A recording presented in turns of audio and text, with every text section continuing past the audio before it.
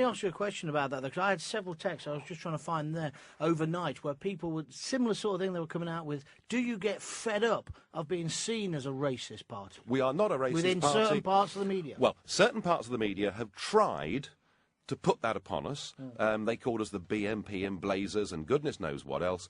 We've got 69 candidates standing in these European elections. That's the full list for England, Scotland and Wales. Of those 69, 5 of them are black and Asian, born in the Commonwealth, immigrants to Britain, who are now standing for UKIP. In fact, one of them said to me the other day, he said, Nigel, of course, I'm more British than you. I said, how do you work that out? He said, well, you were born here. I actually chose to come and live in Britain and become British, and we're very proud of that. We're talking to Nigel Farage. It's Sun Talk. This is the home of free speech. If you've got a question for him, he's the leader of UKIP. 020 33 64 7000. All right, Gaunty, love the show. I'm listening in Beijing. I live and work here. A big question for Nigel Farage is this. How is the UK going to compete with China by itself in the future? I used to be a strong Eurosceptic, but living here has made me feel more European. China will be top of the pops inside the next 20 years, stronger than even the States. India is also rising, like Brazil. Do you see a pattern here, Nigel and Gaunty? These are what are by some considered third world nations. The US sees value in working with Canada and Mexico. Why can't you see value in having stronger links with Europe, Nigel? For example, the Germans are treated like kings here in China, as are other Europeans. Take your head out of the sand, well. Mr. Farage, and that's from CJ in Beijing, listening on the internet. CJ, let me tell you this. The one thing you can guarantee, if Britain stays part of a European Union, is because of the EU social model, we will, in terms of competitiveness, fall further and further behind the rest of the world. So number one is we need to be outside of this European social model so that we can be cost competitive with our industries. And number two, and even more important, is being part of a European Union forbids Britain from making her own trade deals. And we've got fantastic connections all over the world, not just with China, but through the Commonwealth and through the English-speaking world, and we're not allowed, we're banned from having our own trade deals with them. So our vision is that Europe is too small, it's too backward-looking, and we want Britain to be a global trading nation. So trade with Europe, but not be part of Europe.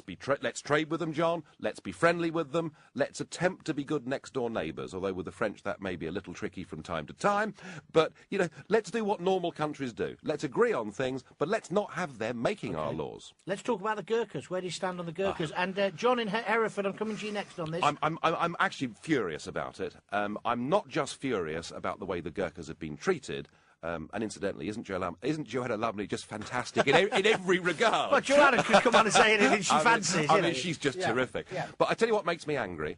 In the Sun the other day, there was a statement by Pun, the VC that you've met. Yeah, Mr. Pun, yeah. When he said, how can it be that we've got an open door to Romanian rapists, but my mates who serve this country can't stay? And next to it was an article by David Cameron where he was standing up for the Gurkhas. What Cameron won't say, what Clegg won't say, what none of them will say, is they all enthusiastically supported opening the door to the whole of Bulgaria, Romania, the whole of Eastern Europe, and that is why Romanian rapists and Bulgarian criminal gangs are allowed to come to Britain. So let's get But also, by the same token, freedom of movement to work has been a good thing, hasn't it? No, it has not been. We can work in other countries, no? We could work in other countries for hundreds of years, John. This is nonsense. What we've done is we've opened up our doors to foreign workers, to foreign criminals, to Uncle Tom Cobley and all, who can come into this country. We have had 3 million migrants coming into Britain since 1997. So what would you do on immigration, then, if you were in country? Well, the first thing is, if you want to come to Britain,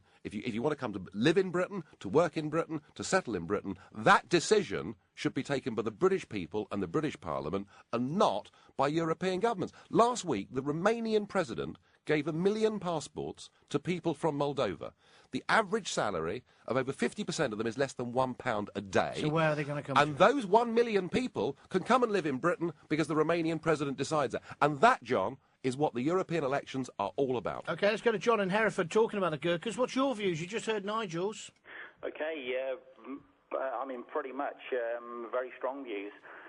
Again, as you just said, speaking from Hereford, which is a bit of a specialist garrison town, I guess you could say, and having 2 sons who served in the British Army, I just want to say that the way the Gurkhas have been served and dealt with is nothing short of just disgraceful and distasteful. It's beyond belief. OK, the politicians are going to now sing up their party views and put a positive spin on all of this. But come on, where are these guys really? Let some positive, straightforward support come out in the press. You know, just some straightforward talking that ordinary English people can understand. Now, my point is, again, you know, these guys, they served and they died for all of us, you know, our good name and our way of life. How can an economy be our economy and the world economies be trashed by nothing more than big kids with bigger egos and now even bigger bank balances and pensions? What have they given us? They've given us nothing worth talking about, seemingly living it up, while these poor old guys are being treated like dirt by every single one of us, the British public. John, I love your passion. Thank you very much indeed. Can I just send a message through to the production team, please? Paul, if you're listening in Liverpool, Paul, just hold on there. But Sam, can you speak to him and say, we'll ring him back. He wants to talk about football. I think you should do that when Ian McGarry's here. And Keith, another little rule we have on a Gaunty phone-in, we don't allow people on twice on the same day. It just isn't fair. It isn't fair. They do that on radio stations where they can't get people to get involved. But Keith, in Alicante in Spain, you've been on once today. Don't be so greedy. And I hope you're learning to speak Spanish. Please, John, hi, John, please could you ask, if possible, Mr Farage about his feelings towards the royal family? Is he a royalist, or would he see them abolished? That's from Matt. I'm a royalist, and I'll tell you for why. If we got rid of the royal family and replaced it with a president of this country, we'd finished up with some clapped-out, run-down politician like Neil Kinnock in charge. So I prefer the Queen to someone like Neil Kinnock. OK, dear Gaunty, can Nigel confirm or qualify the fact that we actually pay more to the European Union daily than we pay to actually run the UK? We'd like to know the answer. Regards, Ruth and Paul. We don't pay more in terms of a contribution than it costs to run the UK, but we are paying far too much. We're paying £40 million a day of your money is being paid across. Incidentally, that figure is set to rise by 60% over the next 5 years because of the deal that Tony Blair did, where Chirac stuffed him in the negotiations. But the contribution is but a fraction of the overall cost. And we're back to our friend from China. The regulatory burden and cost on this country, plus the contribution, adds up to about 8% of this country's gross domestic product. So by coming out of European Union, by deregulating British industry, we'd be far better off. If you've got a view and you want to talk to Nigel Farage, he's the leader of UKIP, pick up the phone and give us a call, 020 33 64 7000. Maybe you're listening at the moment in Europe and you've got a view on it. I'd love to get that. You can text me on 87131, cost you 50p plus your normal sending charge, or you can email gaunty@suntalk.co.uk. You never know who's listening to the home of free speech. And we get a big email response to Nigel Farage. Hi, I used to think the European Union wanted to construct a United States of Europe, Nigel. Now I've been told that a supranational state in Europe will mean the end of all the countries in Europe, and that it will become a Europe of regions. I've heard about the unelected regional assemblies, and this suggests that's the way it's going to go. Is this what you understand by a supranational state, Nigel Farage, and can we stop it? That's from Shane Badham. Well, you know, the whole object of the European Union is to destroy the nation state. And one of their ways of doing it... Well, is it really? Oh, totally. Because the analysis, John, in Brussels, is that it's nation states that are bad, it's the existence of nation states that cause wars, whereas I think it's the breakdown of democracy that causes wars. So you've got to get rid of the nation state. And you do that by giving them one currency, by giving them one flag, one anthem, one army, one foreign policy. In fact, all the same things they did with Yugoslavia. We might be better off with the euro at the moment.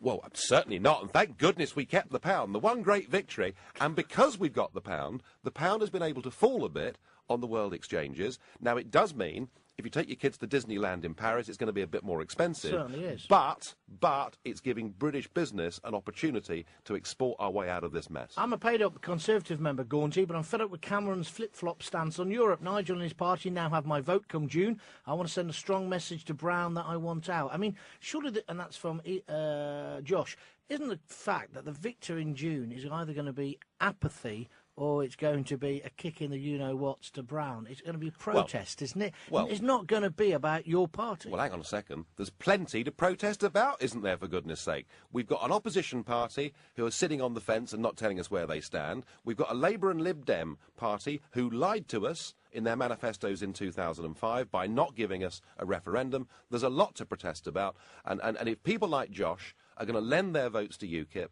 in this election, it sends a message to Cameron that he ought to start taking this issue seriously. And I predict that if UKIP beat Labour in these elections, it will bring down Gordon Brown. And that's a pretty good incentive to go and vote UKIP. To find out more about who we are and what we stand for, go to the UK Independence Party website at www.ukip.org.